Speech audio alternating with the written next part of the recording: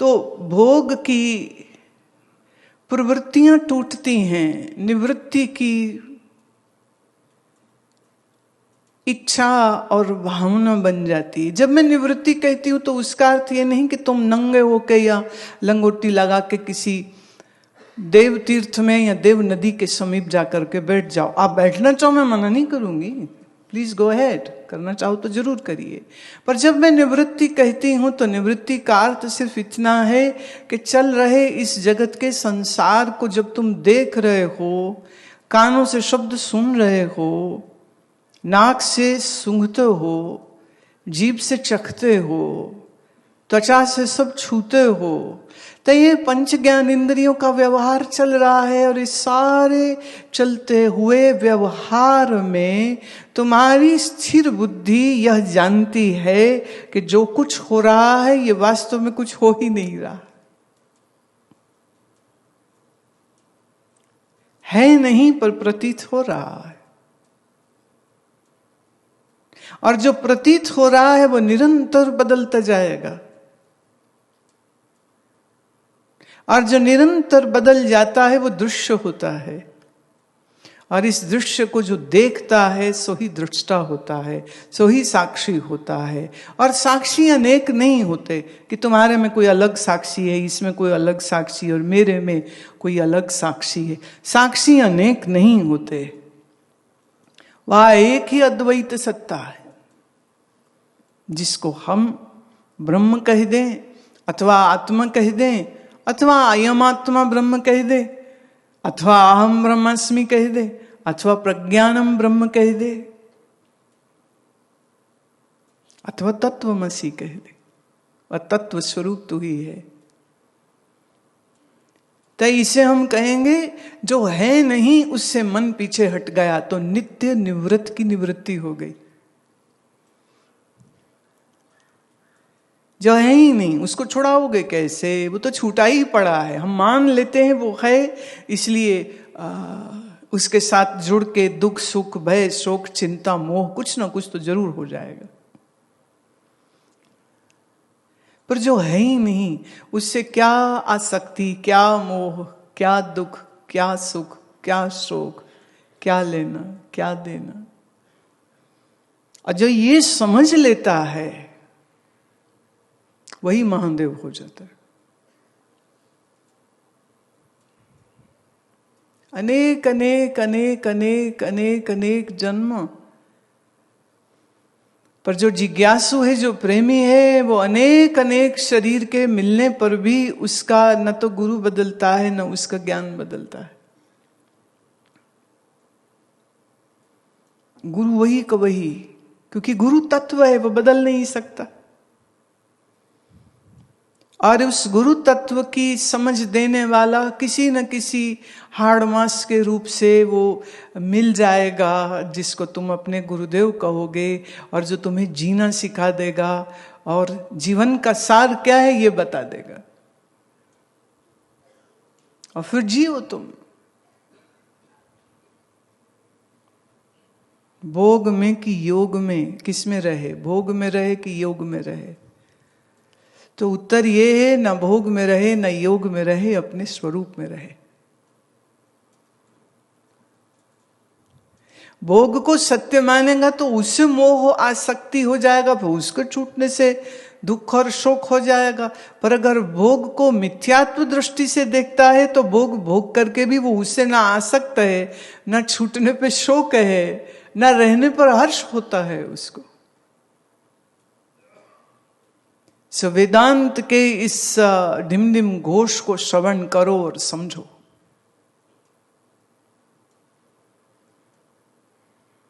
तो विभिन्न शहरों से जो लोग आए हैं उन सब के लिए एक कॉमन बात मैं कहना चाहती हूँ।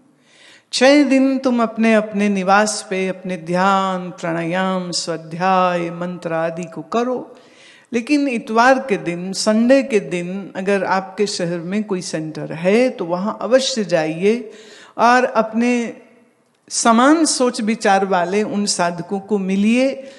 आपकी आपस में ये जो संगति होगी ये एक दूसरे को उत्साह देगी और एक दूसरे को स्मरण कराएगी कि आने वाले फिर 6 दिन तुम साधनाहीन न हो जाओ। अभी जब जालंधर में थी तो हमारे एक शिष्य, तो उन्होंने बताया कि पिछले महीने उनकी पत्नी बीमार हो गई, वो हॉस्पिटल में थी, ऑक्सीजन लगा हुआ था, और उन्होंने जाकर के अपनी पत्नी से कहा कि अरे गुरु माँ अगले महीने आ रहे हैं और तू यहाँ पड़ी हुई है बिस्तरे में। तो वो कहती सच में? बोले हाँ बिल्कुल, प्रोग्राम तय हो गया है और मार्च में 4 दिन का सत्संग हो रहा है। तो कह रहे उसने अपने हाथ से अपना मास्क जो है, ऑक्सीजन मास्क, उसे उसको हटाया और भजन गाने लग गई। जे कृपा करे साइया जिंद जान लुटा देवा, जे मेर होवे तेरी। वो कहते वो भजन गाने लग गई खुशी से। अगले दिन उसकी मृत्यु हो गई। अब शरीर से तो वो मुझे मिल नहीं पाई, निश्चित शरीर से नहीं मिल पाई, क्योंकि अगले दिन तो मृत्यु हो जाती है। लेकिन सोचने की बात यह है कि उस हॉस्पिटल के बेड में पड़े हुए पर भी उसको आनंद किस चीज से हुआ कि गुरु आ रहे हैं, और उसने अपना रोग और जो भी पीड़ा है और जो भी दर्द है वो सब कुछ उसको भूल गई ना उतने समय को, और वो भजन गाती है, और भजन गाते हुए में, भजन गाते हुए में अगले दिन शरीर चला जाता है। तो उन्होंने मुझे जब ये बात बताई तो मैंने वहां सबसे ये कहा कि देखिए आप लोग सब जितने बैठे हैं साधक, वो सब वॉलंटियर्स थे। मैंने कहा आप सब जो साधक हैं तुम्हारे लिए खास बात कहती हूँ, जो उनको कही वही बात मैं आप सबको कहती हूँ कि आप एक दूसरे के संग बहुत मैत्री का संबंध रखिए। वहाँ जालंधर के सेंटर के लिए मैंने ये कहा कि ये जो महानुभाव हैं रोज के रोज इनको मिलते रहिए, कभी चाय पीने को उनके यहाँ चले जाइए, कभी चाय बना के उनके लिए चले जाइए, क्योंकि अब जो जीवन साथी था उनका वो तो रहा नहीं, तो चलो फिजिकली और सोशली जो कभी बात करने का इनका मन हो तो तुम हो ना फिर। तो सबने कहा ये तो बड़ा अच्छा है भाई, रिश्तेदार भी तो एक दूसरे के जाते हैं ना, तो सत्संगी एक दूसरे को क्यों नहीं मिले। तो मैं इनको सपोर्ट सब करें। और किसी दिन मैंने कहा अब किसी दिन मन नहीं हो रहा कुछ पकाने खाने का, तो फिर इतनी मैत्री होनी चाहिए ना कि सत्संग के उस ग्रुप में डाल दो कि भाई आज पकाओ पॉटलक।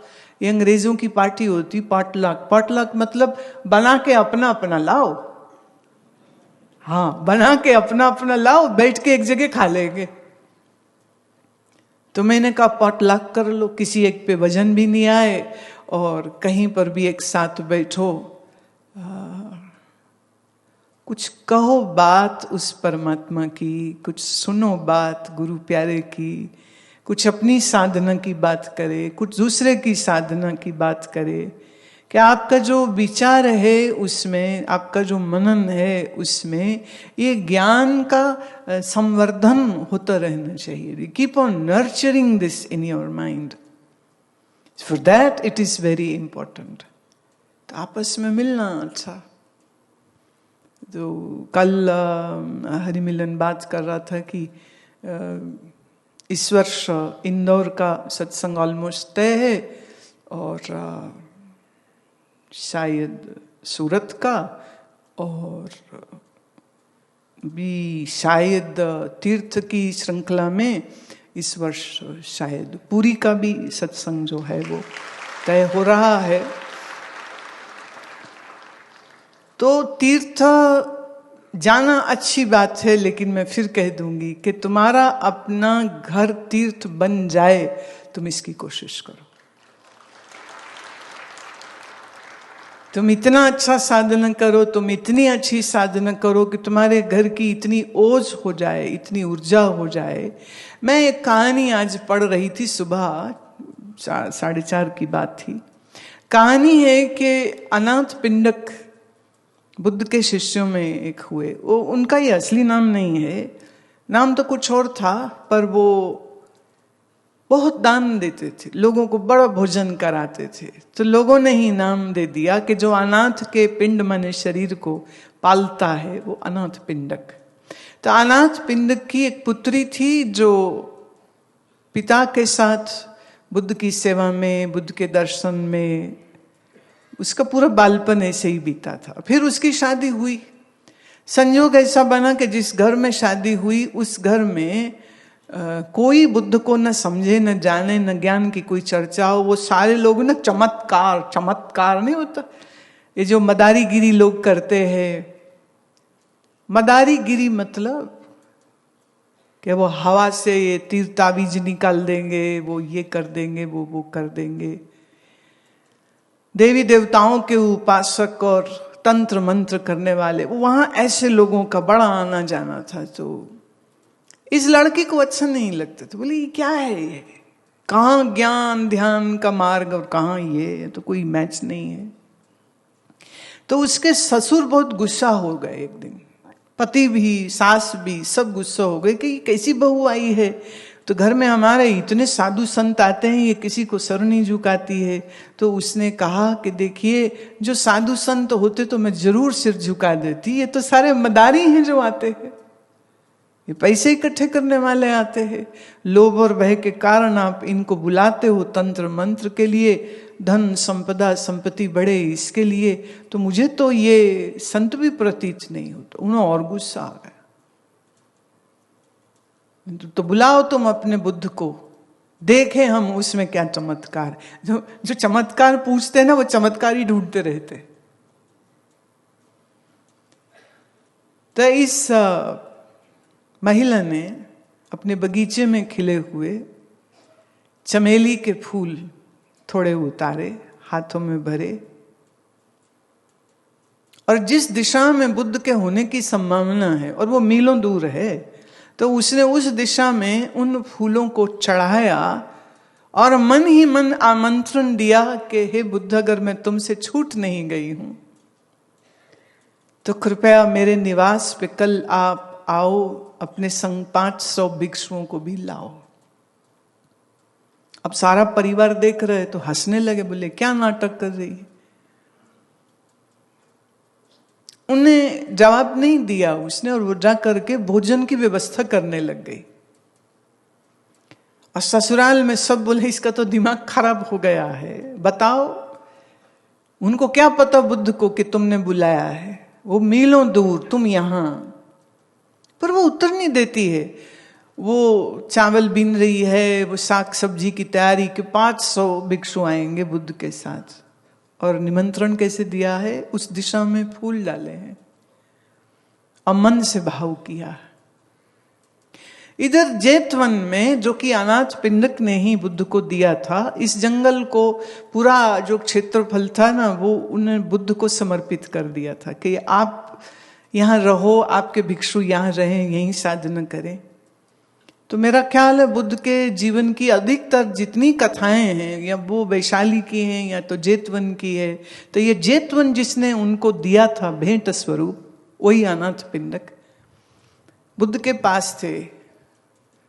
बुद्ध कुछ बोल रहे थे, अचानक मौन हो गए, गंभीर हो गए, और फिर पलट के आनंद की ओर देख के कहते, आनंद तैयारी करो, हमने कल भोजन के लिए जाना है, और देखो 500 भिक्षु मेरे संग जाएंगे। आनंद कहते पर कहां जाएंगे? बोले इस अनाथ पिंड की पुत्री के यहां जाना है। फिर बोले वो तो यहां आई नहीं है, वो आई नहीं है, कोई संदेश वाहक नहीं आया, उसके परिवार से कोई नहीं आया, तो ऐसे कैसे? बुद्ध बोले नहीं, उसका निमंत्रण लेकर के फूलों की महक मेरे तक आई है, आमंत्रण आ गया है, अब तुम बस तैयारी करो। और अगले दिन ठीक भोजन के समय तक यहां वो तैयारी करके बैठी है, और यहां बुद्ध अपने 500 भिक्षुओं के साथ पहुंच गए। इसके सारे ससुराल के लोग हैरान परेशान, क्योंकि ऐसी चीज न कभी देखी न सुनी। बोले ऐसे कैसे? बुद्ध जब आए तो अपने जो आसन उसने बना के रखा था उनके लिए, उस ऊंचे आसन पर जाके बुद्ध विराजमान हो गए और शांत मुद्रा में ध्यानस्थ ये भिक्षु कदम दर कदम होश से चलते हुए आते हैं। क्रम से कतार में पंक्तिबद्ध होकर के ये 500 के 500 बैठ गए और बुद्ध ने कहा, लाओ भिक्षा दो। इस देवी ने सबको भोजन कराया, सबकी क्षुधा पूर्ति करी और फिर जैसा कि नियम है कि भिक्षु जिस घर से भोजन ले फिर वहां पर कुछ उपदेश भी जरूर दे, और फिर बुद्ध ने वहां पर उपदेश दिया। लेकिन ये 500 भिक्षुओं का आना, वो शांतिपूर्वक बैठना, वो ध्यानस्थ होना, वो उनका शांतिपूर्वक भोजन ग्रहण करना, ये पीत वस्त्र धारण किए घुटे हुए सिर वाले सब मुंडित भिक्षु, यह दृश्य ऐसा हृदय स्पर्शी था कि पूरा का पूरा परिवार आश्चर्यचकित होकर के बरबस सर झुका करके बुद्ध को प्रणाम करते हैं और कहते हैं कि ये जो शांति, जो शालीनता, जो स्थिरता आपके पास है, ये मुझे कैसे प्राप्त हो सकती है? क्योंकि मैं तो आज तक तांत्रिकों, मांत्रिकों, चमत्कार का आश्वासन देने वाले इन कई लोगों को मिला हूं और मेरी हमेशा भोग बुद्धि उससे बड़ी है। कुछ मिला तो, कुछ नहीं मिला तो। और आप तो सुना कि स्वयं एक राजकुमार थे, लेकिन एक सन्यासी के वेश में जब मैं आपको दर्शन करता हूं तो देखने को तुम्हारे पास कुछ नहीं है, पर बुद्ध जो आपके चेहरे पर शाहीन है, शाही जो रंग है, जो आपके मस्तक पर चमकता हुआ तेज है, कि मेरे जैसा व्यक्ति जो दंभी है, लोभी है, अहंकारी है, वो भी बरबस आपको नमस्कार करने को झुक जाता है। तो बुद्ध ने कहा, इसमें तुम कुछ श्रेष्ठ, कुछ श्रेय अपनी इस पुत्र वधू को दे दो, क्योंकि आया तो मैं इसके निमंत्रण पर हूं। याद रहे वो निमंत्रण कैसे गया? व्हाट्सएप या फेसबुक से नहीं गया। जिस दिशा में बुद्ध थे उस दिशा में उसने उन फूलों को अर्पित किया था और मन के भाव प्रेषित किए थे, भेजे थे उसने कि बुद्ध मेरे गृह में आकर 500 भिक्षुओं के संग भोजन ग्रहण करो। और बुद्ध आ जाते हैं। क्या आप वही महिला बनना नहीं चाहेंगे जिसका मन इतना ध्यानी है, शांत है और उसकी श्रद्धा इतनी अपार है कि बिना कुछ कहे, बिना कोई बोल बोले, बिना होठ हिलाए वो अपने मन के भाव अपने गुरु को भेजती है और गुरु उन भावों को स्वीकार करता है। तो मेरा आज के लिए आप सबसे आग्रह ये है कि जिस जिस जगह भी तुम्हारा घर है, अपने घर को मंदिर बनाओ, उस घर को तुम तीर्थ बनाओ, पवित्र बनाओ, शुद्ध बनाओ, सात्विकी बनाओ। स्वयं का कल्याण होगा तो होगा, आपके आसपास जो परिवार के सदस्य है या मित्र है वो तुम्हें देखे ध्यान करते हुए, वो देखे तुम्हें गीता पर अध्ययन करते हुए, वो देखे तुम्हें हाथ में माला लेके जप करते हुए, तो शायद तुम्हारे इस व्यवहार को देख करके उनको भी इस मार्ग पर चलने की प्रेरणा और इच्छा जाग जाए। खाया पिया, ऐश किया, पार्टी फिनिश, सब अपने अपने घर को, किसने किसको क्या सिखाया? किसी ने किसी को कुछ भी नहीं सिखाया।